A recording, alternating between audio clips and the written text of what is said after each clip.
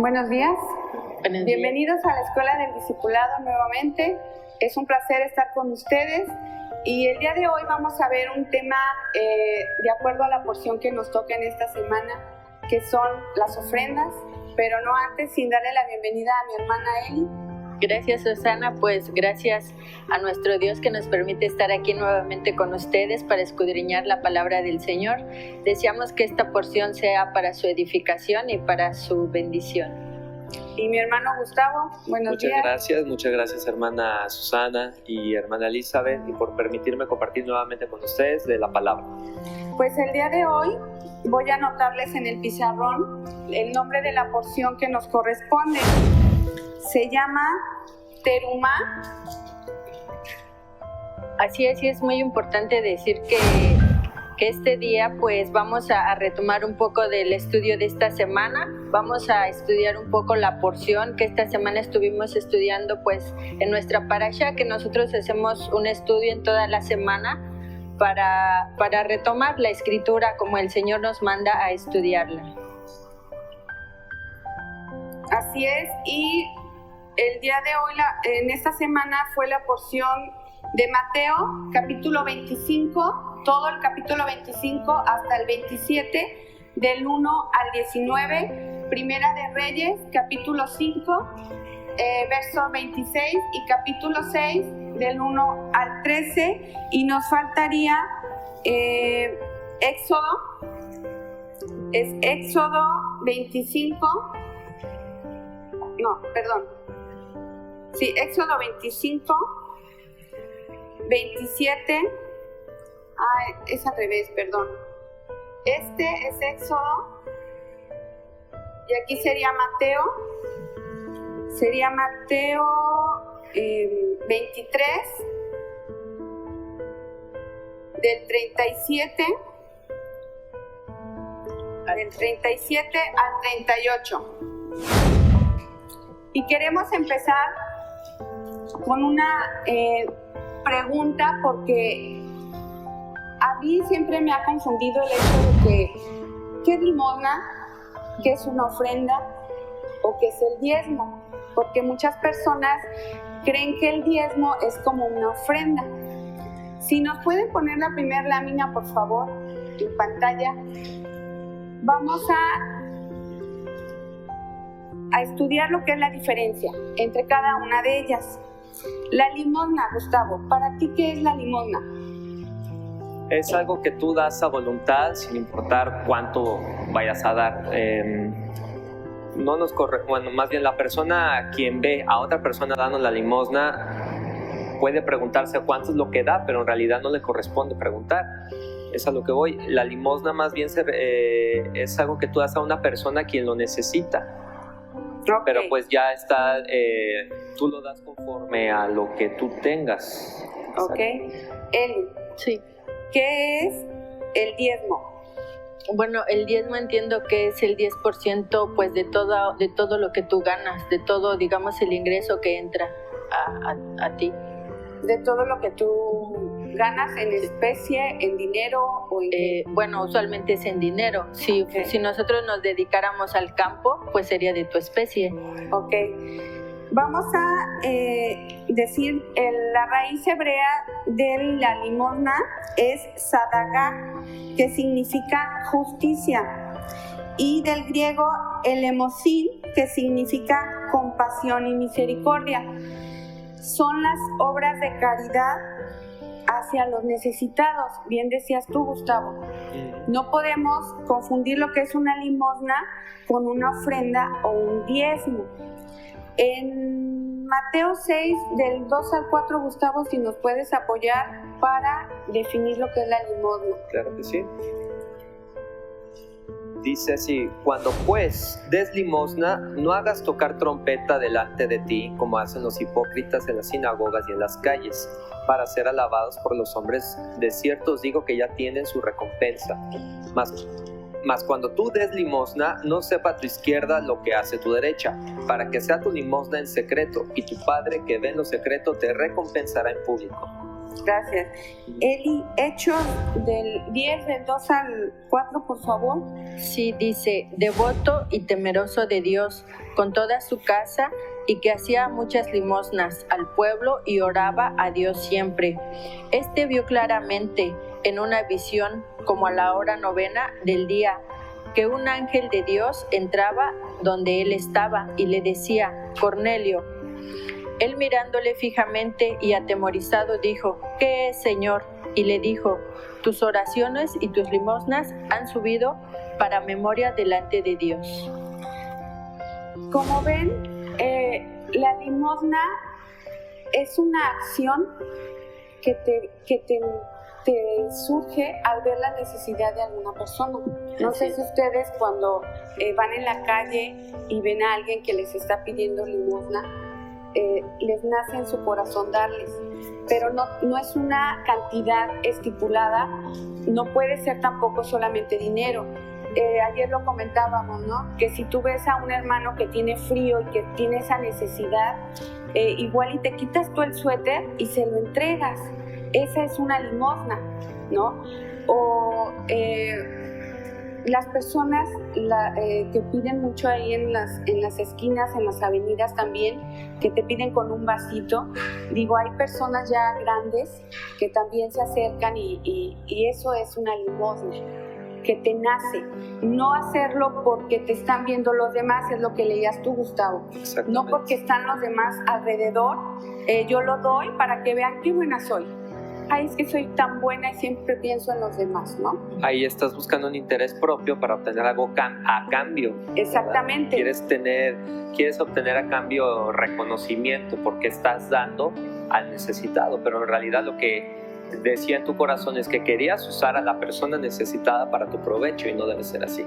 Pero también dice el Señor, porque hay mucha gente que cree que con las puras limosnas o cumplir con las ofrendas, ¿sí? En sentido económico o el diezmo, ya ganaron la salvación, y no se trata de eso. Todo es un plan perfecto, que todo va ligado, no podemos separar ni seccionar nada para decir que yo ya soy salva si estoy cumpliendo con eso. Es que manipularon el mensaje. O sea, sí tenemos el mandato, la instrucción de ayudar a nuestro prójimo, a todas las personas que no tienen recursos, y tú sí. Entonces, si tú estás en una situación en donde delante de ti se presenta una persona con necesidad, es señal de que, si es que estudias la palabra, el Señor te dice, tienes que darle al pobre, para que tú, con ese acto, se haga memoria delante del Señor de lo que hiciste en ayuda de esa persona pobre. No quiere decir que entonces voy a hacer mucha memoria ante el Señor para que compre mi salvación, porque hay otras personas que lo ven así. Entre más limosna dé, entonces mejor me va a ir, ¿verdad? Y entonces ya voy a dar limosnas a todas las personas pobres, o voy a dar todo a la congregación para comprar mi salvación, y no debe ser así. Ahí ya está cambiando el motivo que tienes desde tu corazón para poder obtener tu salvación. La manera correcta es que cuando tú lo das, no debes esperar nada a cambio, porque de eso se encarga el Señor. Él te va a redituar. Entonces tú nada más hazlo de corazón. Y de hecho, hermana Susi, hay un proverbio, el proverbio 3:28, dice que no hay que decir, no digas a tu prójimo, anda y vuelve y mañana te daré, cuando tienes contigo que darle. Quiere decir, ahí el Señor te está diciendo, si tú en el momento en que ves a una persona que se te presente delante de ti y no tiene nada, tienes que darle lo que sea por el cual esa persona está padeciendo. Si necesita ropa, dale ropa. Si necesita el dinero, dale dinero. Si necesita comida, dale comida. Es que pasa algo muy chistoso. Por ejemplo, a mí me ha pasado. Yo sé que tengo, por ejemplo, ropa que no la uso. Entonces llega una persona necesitada porque no tiene ropa. Entonces yo sé que tengo, ¿no? Pero me cuesta desprenderme y le digo, bien, regresa mañana. Mañana te voy a buscar y mañana ya te saco toda la ropita que tenga. Pudiendo haber ido, porque tú sabes cuál es la ropa que no usas.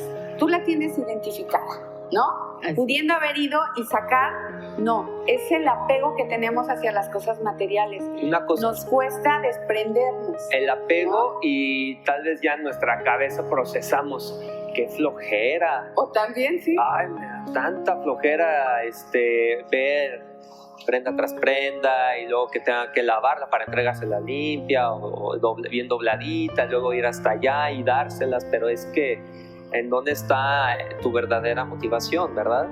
Pero fíjate que eso que tú estás diciendo es un juego mental. ¿En qué sentido? Estás postergando la entrega de esa ropa y Exactamente. pones un pretexto para no desprenderte. De hecho, el pretexto es aquí donde se ve reflejado en este proverbio. Ajá. Mañana te lo voy a dar, mañana vuelve y te lo doy. ¿Por qué? Pues es que hoy estoy ocupado. Así es. Pero la persona quien padece de esa necesidad ya está ahí, o sea, tienes que dárselo. Así es. Así es, y es que el Señor desde el principio nos mandó a que diéramos esa limosna.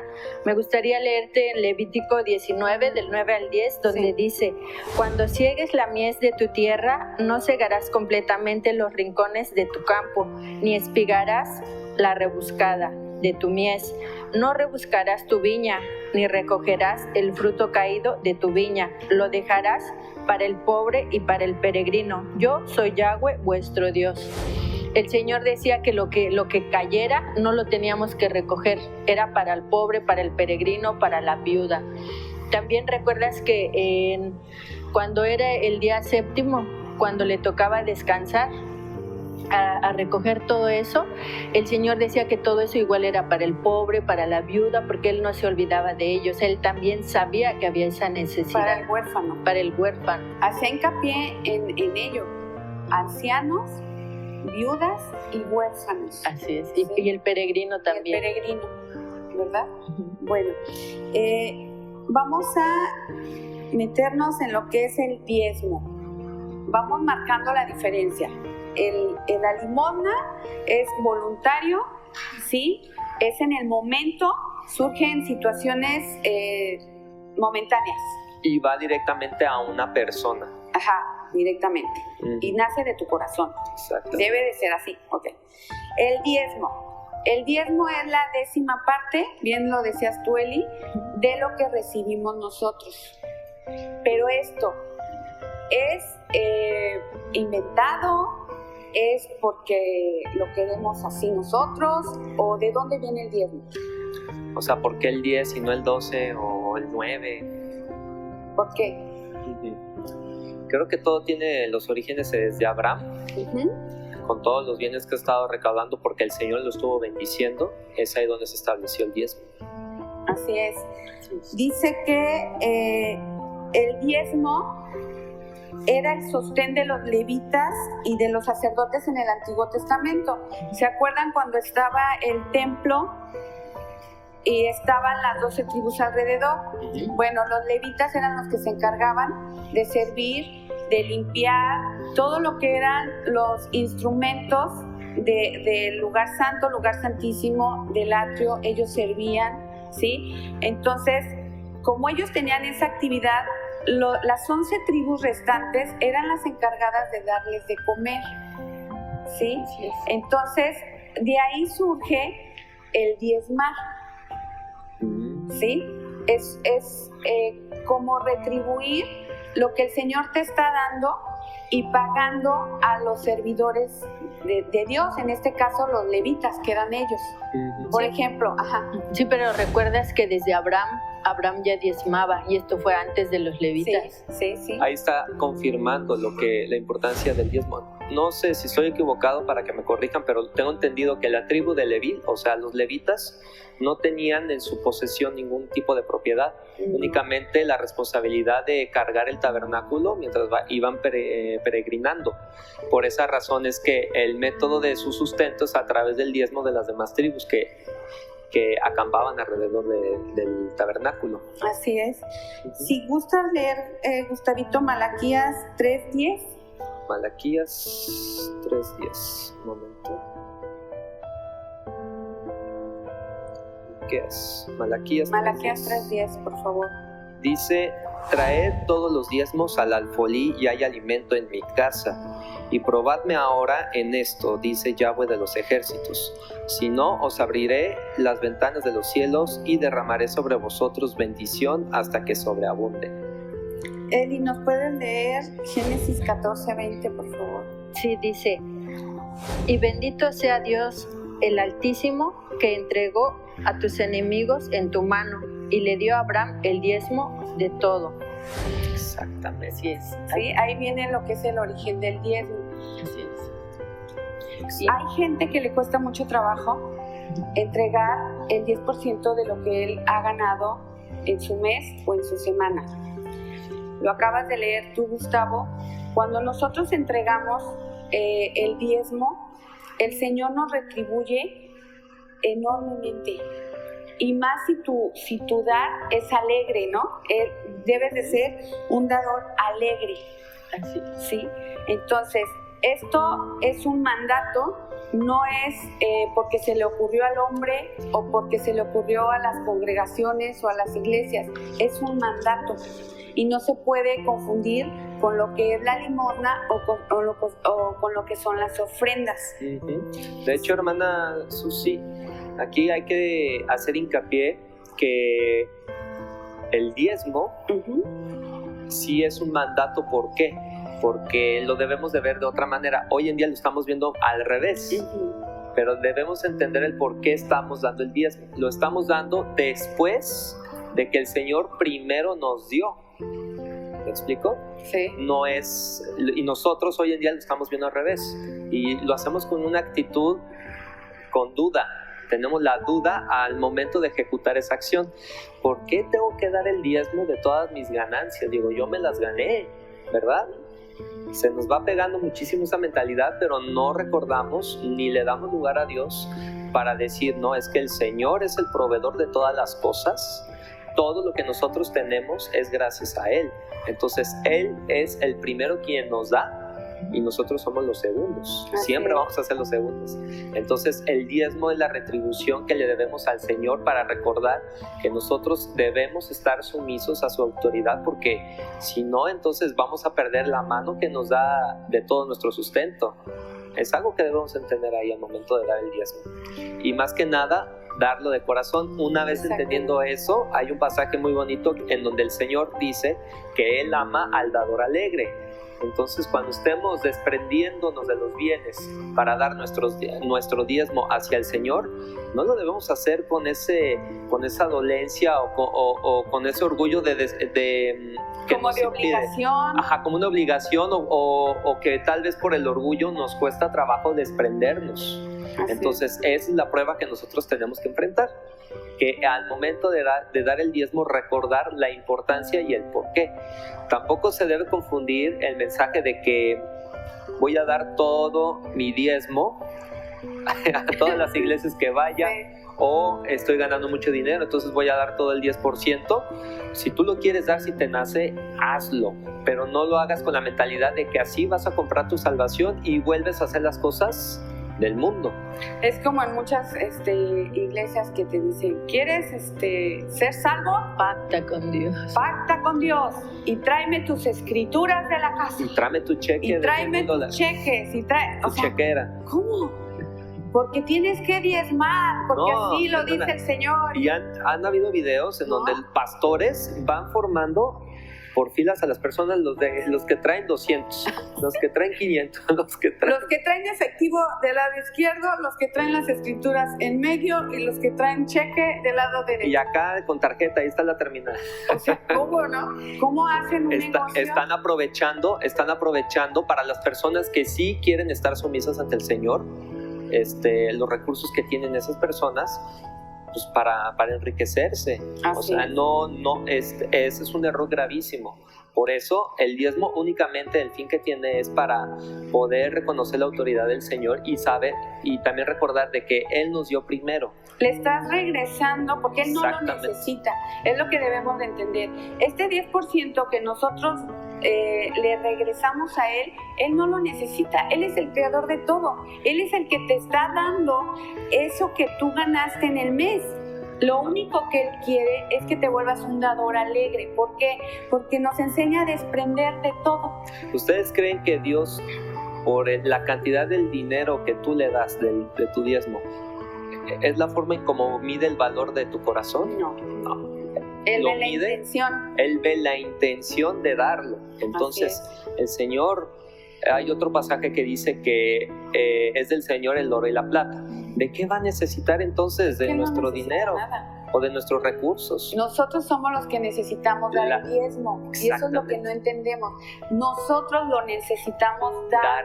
Porque es para nuestro crecimiento, es para desprendernos, es para no atesorar lo que no es de nosotros, porque al fin nos morimos y no nos llevamos nada. Si somos un dador alegre, sin intención de recibir nada a cambio, y sin embargo lo damos porque el Señor lo ha dado sin esperar nada a cambio, se cumple esta escritura en Malaquías 3:10. Trae todos los diezmos del alfolí y derramaré bendición hasta que sobreabunde. Amén. Ahora, vida de lo que tú necesitas realmente. Una pregunta, ¿creen que nosotros cuando diezmamos podemos robarle al Señor? Yo creo que sí. Por ejemplo, si supongamos que tú ganaste 500 pesos a la semana y tú le das 20 pesos, pues ya le estás robando 30. Exactamente. Aquí tengo unos puntos que dicen, los que no dan el diezmo ya le están robando al Señor. Los que dan menos del 10%. Los que malgastan los recursos que el Señor te da. Es decir, si a nosotros el Señor nos está retribuyendo, ¿sí? Y los malgastas, o sea, estás haciendo uso de lo que Él te da para tus cosas del mundo. Exactamente, ya le estás robando a Él. Y también habla de las horas que tenemos que invertirle, el 10% de las horas del día. Por ejemplo, el día tiene 24 horas. ¿Cuántas horas debemos de leer la palabra o de ponernos a orar o de estar en relación con el Señor? ¿Cuánto te pide el Señor? El día tiene 24 horas. ¿Cuántas son? El 10% son 2 horas, 40 minutos. Ponle 2 horas. Hasta ahí mismo ya le estamos robando. Porque tenemos que servirle ese tiempo.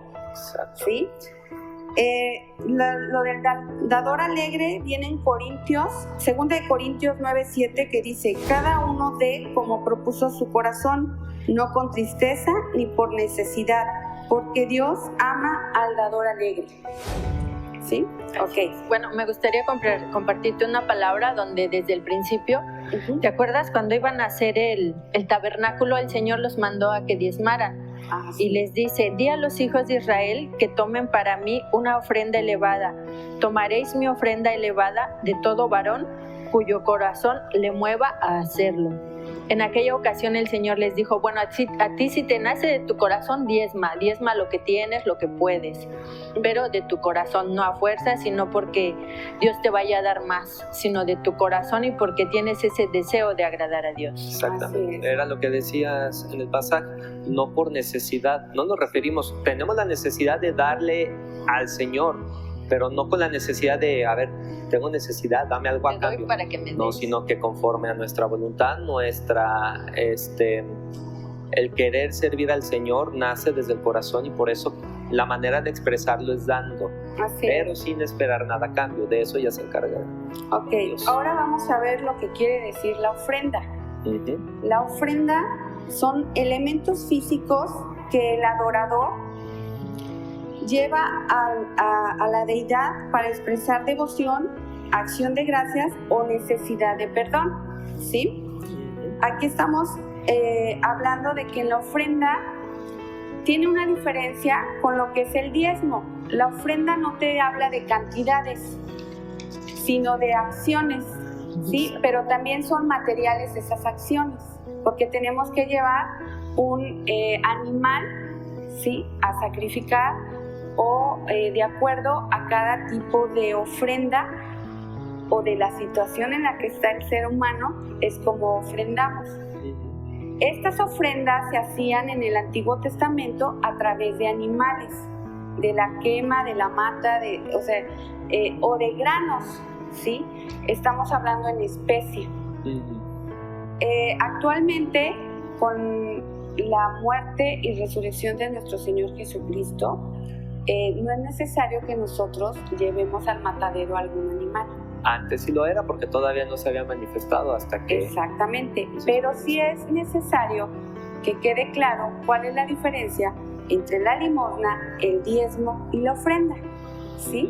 Entonces, el diezmo y la ofrenda estamos hablando de que son cosas físicas, pero el diezmo es un mandato donde te da una cantidad y la ofrenda no, son también en especie, pero no te dice cantidad, sino características, lo que era en el Antiguo Testamento, requisitos que se pedían para poder ofrendar al Señor. ¿Sí? Ya vamos a un corte, ¿verdad? Regresamos en un momento más para empezar con lo que son los tipos de ofrenda.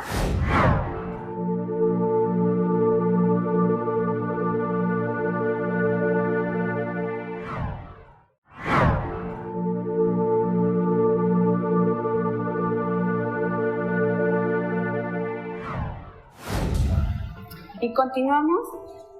Si me puede poner la siguiente lámina, por favor, para que empecemos a explicar lo que son las ofrendas. Vamos a empezar con la ofrenda a Yahweh o la ofrenda quemada. Ahí tenemos una imagen donde está Caín y Abel. Y esta ofrenda aparece con frecuencia en los libros del Antiguo Testamento y se refiere a los holocaustos ofrecidos a Dios. Si gustas leer, Gustavo, Éxodo 29:18, por favor. Dice, y quemarás todo el carnero sobre el altar. Es holocausto de olor grato para Yahweh, es ofrenda quemada a Yahweh. Aquí tenemos, para ejemplificar y que más o menos se comprenda, la historia de Caín y Abel. ¿Sí? Si nos puedes ayudar. Retomando la imagen, podemos ver que Caín y Abel, bueno, tenemos que recordar, ellos dos son hermanos, hijos de Adán y Eva, nada más que entre ellos había una diferencia. En la imagen se puede distinguir el tipo de ofrenda de cada uno de ellos, pero ¿cuál es la diferencia de ellos dos? Si podemos observar con más detenimiento, Caín, quien es el de la derecha, quien está ofreciendo los granos y los frutos de la tierra, está mirando de reojo a Abel, pero con una cara de envidia. ¿Pero por qué lo está haciendo? ¿Por qué? Porque sabe que en su corazón no está tan dispuesto el dar una ofrenda de agradecimiento al Señor como lo está haciendo Abel. Así es. Entonces, ¿qué representa eso ahí? La ofrenda, lo que tú vayas a dar, tienes que hacerlo de corazón, porque a pesar de que tú te hayas, a pesar de que hayas sembrado demasiado, aunque hayas trabajado demasiado, lo que vas a recoger es poco, y no porque vayas a tener muchas riquezas, sino porque dentro, en tu corazón, no está el querer darlo como realmente lo debes de hacer. Bueno, aquí hay una otra situación de lo que dices, hermano, es de que uno de ellos sí cumplía con los requisitos que el Señor le había pedido para hacer holocausto, ¿sí? Pero el hermano era el que desobedeció, fue porque llevó lo mejor que él pensó que era, ¿sí? Y nosotros cuántas veces pensamos que es mejor esto en vez de lo que dice el Señor. El Señor te avisa y te pone en tu vida situaciones en las que, o sea, tienes que obedecerlo, pero nos cuesta trabajo. Entonces, ¿qué hago? Creyendo yo en mi mente que estoy bien, hago lo que yo creo. Exactamente. Y eso no es un olor más por sí que darle lugar al Señor. De hecho, sí, hermana, eso sí se confirma también con Abraham y Sara. Sara, que era mujer estéril, pensó por sí misma en lugar de haber tenido la paciencia de esperar, una vez que el Señor les había hablado a los dos diciéndoles que les había prometido descendencia. Pero Sara lo que hizo, en lugar de esperar la palabra del Señor, fue darle a un hijo a Abraham por medio de su sierva, Agar, creo que se llama, y le dio un hijo, Ismael. Pero Ismael es el resultado del pensamiento de Sara en su propio razonamiento, en lugar de haberle dado lugar a Dios.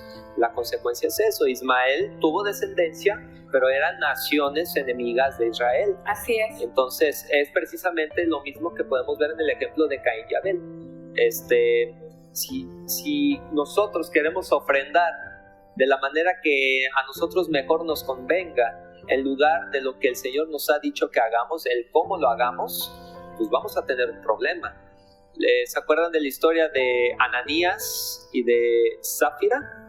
O Zafira, creo que se llama. Ajá. Los esposos que delante de Pedro y los apóstoles de Jesús perdieron todo. Perdieron sus vidas, porque al momento de dar ofrenda les dijeron delante de ellos: te vamos a dar toda nuestra heredad. Pero dentro de ellos, en lo secreto, ellos guardaron una parte de su propiedad. ¿Me explico? Entonces ellos no fueron sinceros al momento de dar la ofrenda. La consecuencia fue la muerte. Y espiritualmente, si nosotros estamos dando ofrendas, una, para que nos vean que estamos dando, y dos, porque nadie más va a saber de que no estoy dando todo, solamente yo, pero se ve que estoy dando todo, vamos a estar muertos espiritualmente y no vamos a conocer lo que es realmente la bendición del Señor cuando sobreabunde en nuestras vidas. Así es. Exactamente. Y es que estos hombres creían que estaban engañando a Pedro y a los hermanos, pero la palabra dice que estaban queriendo engañar a Dios.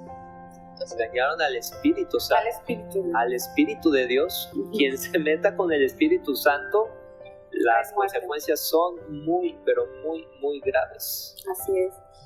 Si nos pueden poner la siguiente lámina, que es la ofrenda de comunión, por favor. Esta ofrenda es también conocida como ofrenda de paz. Y si gustas leer, Elizabeth, Levítico 17:11, por favor. Sí, dice: porque la vida de la carne está en la sangre, y yo os la he dado para hacer expiación sobre el altar por vuestras almas, pues la sangre, en virtud de la vida, la que hace expiación. Este era un sacrificio que primero se ofrecía a Dios y que luego se distribuía entre el ofrendante y su familia y allegados. Como comida del pacto, simbolizaba la unión entre Dios y su pueblo. Del lado izquierdo tenemos los animales usados en los sacrificios. En medio están los palominos y tórtolas, que esos animales eran para uso de las personas que no podían tener económicamente alguno de los demás animales. Entonces el Señor les permitía que a través de la muerte de ellos daban la ofrenda, se hacía la ofrenda. Uh-huh. Y al lado derecho tenemos un regalito. Exactamente. ¿Sí? Miren, aquí para retomar un poco lo que es la ofrenda, tal vez es algo que en el mundo moderno hoy en día no hablamos tanto. Al decir a tu prójimo, te doy una ofrenda, más bien en las parejas, los novios, cuando se pelean, ¿qué es lo que normalmente quien sale perdiendo a pesar de que tenga la razón? Es el hombre. Sí. Entonces, ¿qué es lo que hace en su lugar para poder disculparse con la novia o la esposa? Le trae un ramo de flores, le trae una caja de chocolates, pero ese presente, como lo vimos en la diapositiva, ese regalo, uh-huh, es una ofrenda de tener paz. ¿Pero con quién? O sea, es de tener, es un modo de disculpa. De hacer las paces. Exactamente, entonces ese presente simboliza eso. Nosotros lo estamos viviendo, pero no decimos ahora que es una ofrenda, pero siempre hemos estado ejerciendo esa acción. De hecho, ahorita que me puse a pensar, retomamos Caín y Abel, y los padres Adán y Eva pecaron. ¿Qué fue lo que hizo Dios al momento de que iba a ejecutar juicio sobre ellos? Bueno, de que por su desobediencia ahora iban a trabajar la tierra, pero los vistió. Sí, tuvo que matar un animalito. ¿Y esa es una ofrenda o no es una ofrenda? Era sangre inocente. Sí. Y ese animal, que para que pudiera vestirlos, pues bueno, simboliza al Mesías. Ya lo habíamos comentado anteriormente, que las ofrendas la razón por la cual hacemos las ofrendas es porque queremos obtener el perdón de Dios. Así es. También en la ofrenda de paz podemos mencionar la historia de Esaú y Jacob, cuando le quitó la primogenitura, ¿sí? Cómo Jacob busca el perdón de Esaú, ¿no? Y aquí me llamó mucho la atención porque el ser humano tendemos a robar, a mentir, a lastimar, a engañar, a maltratar, a querer vencer o dominar, a castigar, a vengarnos, a dañar o a herir al que está alrededor. Y esta historia está muy bonita porque Jacob insiste en pedirle perdón a su hermano y en buscar la reconciliación. Pero él sigue varios pasos que esos deberíamos de seguir nosotros cuando hay alguna situación con algún hermano. El primero es que él nunca se dio por vencido y él siempre buscó la reconciliación. El primer paso. El segundo es que envió un mensaje por adelantado porque era inteligente. O sea, yo no voy a ir con la persona que está en ese momento tan enojada porque lo quería matar. Dijo, no voy y me mata. No me le presento, ¿no? No, tuvo que pasar años. Fueron más de 20 años. Exactamente. Para obtener el perdón para tratar de haber conseguido el perdón de Esaú. Porque primero se escondió. Sí. Y luego hizo frente a su temor y su aprensión, a su preocupación de no estar reconciliado con su hermano a través de Dios. Es cuando él se inclina y empieza a orar y busca recargar esa situación en el Señor, no por sus propias fuerzas, sino para que Dios le ayudara. Y Dios le escuchó, porque Dios acomodó todo el contexto para que se pudiera dar la reconciliación. Pero ¿a qué viene esto? Que cuando ya tenía ya preparado todo el caminito de los pasos que él había seguido, envió adelante de él unos mensajeros y le llevó regalos. Esos regalos eran los animales, eran la representación de esa ofrenda de paz, de reconciliación que él buscaba con su hermano. Así es, y es que creo que esto también puede tipificar un poco en Deuteronomio o Levítico, en alguna de estas dos, dice que cuando tú ofendes a tu hermano le tienes que retribuir más veces, creo que 4 veces le tienes que retribuir. Tal vez esto de alguna manera era eso, ¿no? Que Jacob había ofendido a Esaú y tal vez estaba diciendo como para que me disculpes, para que me perdones, te mando estos regalos por adelantado. De hecho, hacíamos una pregunta, que cuando tú tienes alguna situación con algún hermano y lo ves que viene con un regalo, un alimento o un muñeco o algo, ¿qué haces? ¿Cuál es tu primera reacción? O sea, te asombras primero y es como que te baja ese coraje, lo baja. Porque en el regalo está la intención, era lo que platicábamos también. En el regalo se ve la intención, no por la cantidad, sino por el significado de acercarte tú al hermano que ofendiste. Entonces, con esa actitud baja toda esa ira también. Y cuando lo haces con amor y con esperanza en Dios de que eso se va a arreglar, o sea, el que está muy enojado se desactiva completamente el coraje. Entonces permite que haya un diálogo, porque ya no está influenciado por ese coraje que es el que te ciega y es el que no te hace ver toda la situación, no te permite analizar realmente. Tú también tuviste parte en la situación. Entonces es ver qué parte tiene el otro y qué responsabilidad tengo yo. Exactamente. ¿No? Con tal de no pecar delante de Dios. Exactamente. De hecho, la ofrenda de eso significa, o sea, porque es dar un freno a lo que tú seguías maquinando en tus pensamientos para hacerle daño a tu prójimo. Así es. Entonces tenemos que refrenar eso y pedir perdón al prójimo, incluso cuando tú no cometiste la falta, tal vez, pero por el simple hecho de estar en esa situación que es incómodo, y se ve que le has hecho daño a tu prójimo sin intención de hacerlo, pues ¿cuál es el problema de pedir perdón? Si nos cuesta trabajo, si somos orgullosos, pero tenemos que quitar ese orgullo y pedir perdón. De hecho, es algo que tenemos que hacer todos los días. Ahora, hermana Susi, estábamos comentando ahora que en el Antiguo Testamento se sacrificaban los animales. Ahora, en el Nuevo Testamento, quien fue sacrificado fue el Señor. Entonces, ya no tenemos que hacer ningún otro tipo de sacrificio físicamente con animales. Ya todo es espiritual. Y me estuve recordando la historia de Jonás, que anteriormente lo habíamos comentado, en donde él no quiso escuchar la voluntad del Señor, porque tenía un mandato, tenía que ir a hablar al pueblo de Nínive, con el llamamiento de que se arrepientan, porque el Señor iba a traer juicio, unas consecuencias muy graves por sus pecados. Jonás no había entendido la primera señal, no lo quiso entender, no obedeció, le fue mal, se arrepintió, y ahora después tuvo un segundo llamamiento por el Señor y ya fue a decirle al pueblo de Nínive. Dentro de ese proceso, ¿en dónde entra la ofrenda?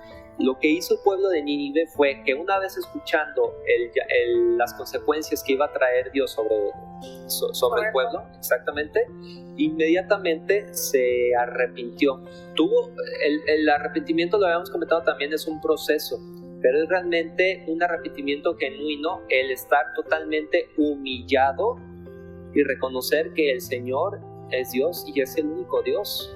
Entonces el hecho de reconocer que Él es Dios, de reconocer nuestros pecados y pedirle perdón, espiritualmente eso es lo que se refiere a dar ofrenda, porque ya sabemos hoy en día, el Señor Jesús, nuestro Señor, dio su vida como ofrenda hacia el Señor para el perdón de nuestros pecados. Entonces, cada vez que nosotros tenemos tiempo a solas con el Señor para pedirle perdón, estamos acordándonos lo que hizo el Señor por nosotros, y esa es una ofrenda. El pedir perdón por nuestros pecados todos los días es nuestra ofrenda espiritual dedicada hacia el Señor, porque lo que queremos tener es su perdón, queremos tener su unión con Él.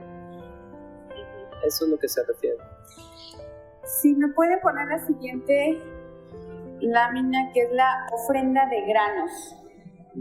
Este era un sacrificio de harina, pan horneado o simplemente granos como cebada o trigo con aceite, incienso y sal, acompañados de vino, y no se debía usar levadura ni miel. En este sacrificio se quemaba una porción como ofrenda a Dios y el resto se daba al sacerdote en el templo. Cuando se daba el caso que los ofrendantes fuesen gente muy pobre, este tipo de ofrendas podía reemplazar al holocausto de la expiación, que era la de los animales.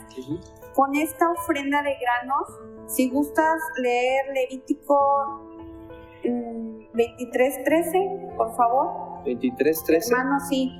Dice: su ofrenda será 2 décimas de efa de flor de harina amasada con aceite, ofrenda encendida a Yahweh en olor gratísimo, y su libación será de vino, la cuarta parte de un hin. Aquí con esta ofrenda es dar gracias al Señor por los alimentos que siempre nos da. Así es.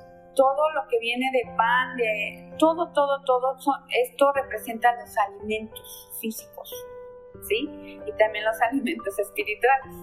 Entonces, es una ofrenda el hecho de estar nosotros orando, agradeciéndolo cada que desayunamos, cada que comemos, cada que cenamos, es agradecerle porque tienes alimento. ¿Cuánta gente no tiene nada que comer? Y también cuánta gente desperdicia lo que tiene que comer. No valoramos lo que se nos está entregando. Entonces, esta ofrenda era para agradecer al Señor todo lo que nos entrega en la mesa. La siguiente es la ofrenda expiatoria. Esta ofrenda era especial por diversos pecados. Por lo general se daba cuando los judíos ofendían al prójimo. En esos casos de ofensa al prójimo se debía ofrecer como reparación un carnero sin defecto, además de una especie de restitución que incluía una quinta parte de lo defraudado o lo perdido. Era algo de lo que tú comentabas, Eli. Cuando ofendes a tu prójimo, tienes que restituir esa ofensa con 3 o 4 partes de lo que tú le dijiste o le hiciste, ¿no? Y si podemos leer en Levítico 5:14, ¿quién lo tiene? Dice, entonces Yahweh habló a Moisés diciendo, ¿quieres que te lea 5, 6 y 7? Sí, por favor. Dice, y traerá a Yahweh su ofrenda por las transgresiones, por el pecado que cometió una hembra del rebaño, sea oveja o cabra, como ofrenda por el pecado, y el sacerdote le hará expiación por su pecado. Y el 7 dice, si no tiene lo suficiente para un cordero, traerá a Yahweh como ofrenda por las transgresiones, por aquello en que pecó, 2 tórtolas o 2 palominos, el uno para ofrenda por el pecado y el otro para holocausto. Aquí estamos hablando de la carne. Sí, es la ofrenda, nuestra carne, nuestros pecados. Ahora, espiritualmente, como tú lo decías, es ponerle un alto. Es como quemar esos deseos que tenemos de algo que sabemos que no es del agrado de los ojos de Dios. Y al nosotros hacerlo consciente y alejarnos de eso, sube como olor grato al Señor. Ya no es el olor del carnero, ya no es la grasa que tenía un significado, ahora es nuestra propia carne, nuestros deseos. ¿Verdad, hermano? Exactamente. Ahora, otra observación que podemos hacer aquí es que la ofrenda, que es por voluntad propia, el fin que también tiene la ofrenda es construir una casa, la casa de Dios. Vamos a retomar un poco la historia cuando se construyó el tabernáculo. Lo que estuvieron haciendo el pueblo de Israel es que por voluntad propia estaban ofrendando materiales, en este caso en el Antiguo Testamento, para poder construir la casa de Dios. Espiritualmente se refiere que cuando tú quieras dar una ofrenda, y ahorita a ofrenda nos referimos en tener un tiempo apartado para el Señor, para que tú puedas orar, como hoy, que es Shabbat, en donde tenemos el día de reposo para orar y que el Señor pueda expiar nuestros pecados, es construir una relación muy cercana a Él. Es lo mismo lo que estamos haciendo, lo que el pueblo de Israel hizo en el Antiguo Testamento. Por voluntad propia estaban dando de lo suyo para construir la casa de Dios. Lo mismo estamos haciendo nosotros a través de la oración. Cuando nosotros oramos y exponemos todas nuestras faltas al Señor, como muestra de ofrenda para el perdón de nuestros pecados, estamos construyendo en nosotros mismos una casa para Él, porque nuestro cuerpo es templo del Espíritu Santo, es en donde habita el Señor. Entonces es exactamente lo que tenemos que hacer todos los días. Por eso estábamos exhortando ahora que la importancia de la ofrenda y no del diezmo solamente. De hecho, en las congregaciones se dice, los que gusten pasar a dar su diezmo y ofrenda, tienen que recordar muy bien lo que significa la ofrenda. Así es. Si nos pueden poner por favor la siguiente lámina, que es la ofrenda mecida. Este es en algunos sacrificios, una parte del animal o del cereal que se ofrecía debía mecerse delante de Dios, y después de ese rito se le entregaba al sacerdote. Hermano Gustavo, si gustas leer Levítico 7:30, en lo que él y yo hacemos la representación, para que más o menos se den una idea de cómo era. Ellos ponían en un trapo, vamos a agarrar estas como símbolo de animal o de cereal o de semillas. Entonces se acomodaba, le daban vuelta, así, ¿ok? Lo entregaban. Gracias. Si me permites leer, hermana Susi, en Levítico 7:30 dice que sus manos traerán las ofrendas que se han de quemar ante Yahweh. Traerá la grosura con el pecho para que sea mecido como sacrificio mecido delante de Yahweh. Ok, el mecido era a través de una danza. Era presentárselo al Señor, ¿sí? En varios puntos, ¿sí? Y darle la vuelta, porque son los puntos en los que debemos de agradecer al Señor. Era mecerlo, hasta darle gracias al Señor por lo que nos está presentando. Esa era la ofrenda mecida. El significado de esta ofrenda es eso, que a través de la danza es agradecer al Señor por lo que nos está dando. ¿Sí? Así es. Y si me pueden poner la siguiente lámina, que es la ofrenda voluntaria, por favor, es de lo que has estado hablando, hermano Gustavo. Este tipo de ofrecimiento tendría que ser el de mayor agrado ante los ojos de Dios, porque estamos hablando de que es a través del corazón, sin ninguna intención. Era una ofrenda personal y de gratitud, de carácter voluntario, y por lo tanto era diferente de todos los sacrificios hechos en el templo.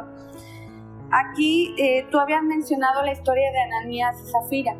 Es algo voluntario el que ellos ofrecieron, sí, pero quisieron engañar al Espíritu de Dios. Entonces, así nosotros, cuando tenemos la intención de ayudar a alguien, sí, y ya lo tienes contemplado y de repente dices no, porque te ata la envidia, te ata el que miedo, lo hayas... Más bien nos ata muchas veces el miedo de perderlo todo. Exactamente, de desprenderte. Entonces estás jugando con el Señor en ese sentido, ¿no? Sí. Y la última ofrenda, por favor, que es la ofrenda económica. En esta ofrenda dice en Proverbios 3:28, no digas a tu prójimo, ve y vuelve, mañana te lo daré cuando lo tienes contigo. Es lo que hacemos la mención. Y en lo económico es el diezmo y la ofrenda. Y aquí ya nos queda claro que la ofrenda, este tipo de ofrenda se hacía en la congregación, ¿sí? Tampoco es en cierta cantidad o porcentaje el que tenías que dar. Es una aportación a tu iglesia, donde la iglesia ya se encarga de distribuirla a la persona que más lo necesita. No se confundan con lo que es el diezmo y con lo que es la ofrenda económica. De hecho, podemos leer un pasaje rápido de la ofrenda de la viuda en Lucas 21, del 1 al 4. Se los voy a leer rápido. Sí. Levantando los ojos, vio a los ricos que echaban sus ofrendas en el arca de las ofrendas. Dijo ricos, Jesús, ahí estaba Yeshua con sus apóstoles. Vio también a una viuda muy pobre que echaba allí 2 blancas. Y dijo el Mesías, en verdad os digo que esta viuda pobre echó más que todos, o sea, los ricos, porque todos aquellos echaron para las ofrendas de Dios de lo que les sobra, mas esta de su pobreza echó todo sustento que tenía. El Señor nunca se refirió cuánto es lo que tenemos que dar, no es la cantidad, sino la intención. Nuevamente hay que reiterarlo, es muy importante el motivo, la intención de darlo todo por el todo. Así es. Porque solamente el Señor es quien nos puede sustentar de todas las cosas. Lo que hizo Ananías con Zafira, su mujer, no confiaron en lo que Pedro y sus hermanos estuvieron diciéndoles al momento de construir la congregación para poder dar las buenas nuevas. Denos todo, es lo que estaban pidiendo ellos. Y ellos dijeron, te damos todo. Pero en lo secreto para ellos, para los esposos, estuvieron guardando parte de su propiedad. Y aunque ellos pensaron en sus corazones, no lo van a saber nuestros hermanos, los hombres, porque pues, no tienen por qué ver las cosas, escarbar las cosas de lo que tenemos, pero ya dimos muchísimo. El Espíritu Santo intercede en ese punto al grado de que los mismos hombres señalen. Pedro señaló a ellos de que ¿por qué engañas? ¿Por qué engañaste al Espíritu Santo? Dijo el Espíritu, no a Pedro, quien fue quien los atendió. Así Entonces, ¿creen que es que por qué engañan? Si el engaño más bien, dice ahí, engañaste al Espíritu Santo. Tenemos que pensarlo muy bien. ¿Ustedes creen que realmente el Espíritu Santo fue engañado? ¿Sabía desde el principio el Señor que habían guardado una parte de su... Él conoce el corazón de cada uno de nosotros, y hemos llegado al término de esta enseñanza. Les agradecemos a todos el que hayan estado con nosotros, y recuerden que ahora no hay ofrendas a través de animales, sino que ya somos nosotros los que ofrendamos a través de nuestra oración, a través de nuestras acciones. y a través de lo que somos cada uno de nosotros. Dios los bendiga. Shabbat shalom.